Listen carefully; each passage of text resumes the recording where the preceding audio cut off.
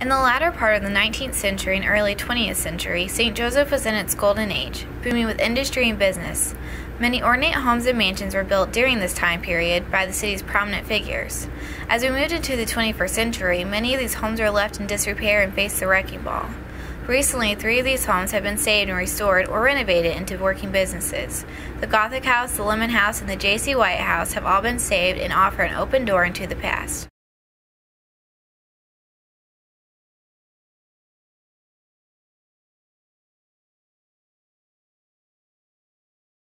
It was the architectural charm, and from the front it looked like a 4 or 5 room Gothic cottage.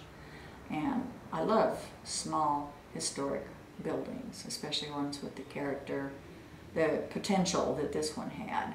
And there wasn't much character left whenever I saw it the first time, but I could see what it could be again.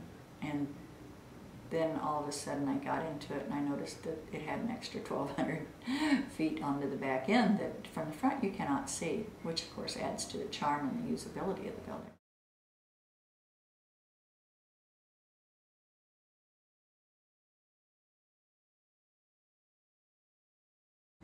When the Lemon House came up for sale, Don had visited with the lady that owned that frequently, had asked her that if she decided to sell, he wanted to buy it. He said he had 2 partners and a bank that were willing to go along with him.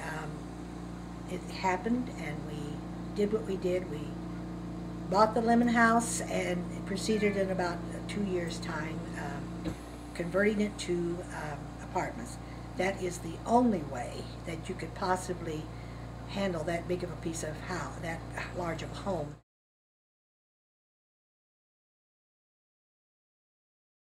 This particular one has most of its original parts, more of its original pieces. So my heart goes out to it because although I don't get to live there, I do get to maintain, watch it, take care of it. I feel more like a museum curator than I do a landlord at times, especially with that house.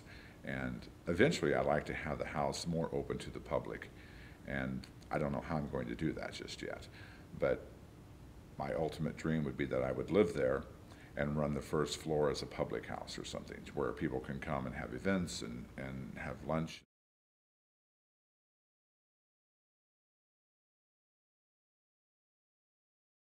This is a great part of St. Joseph history.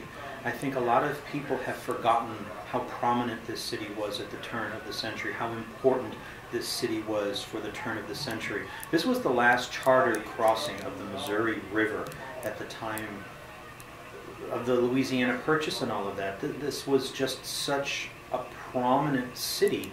I think people that are born and raised here have forgotten the fact that the reason they're here is because this was such a prosperous city.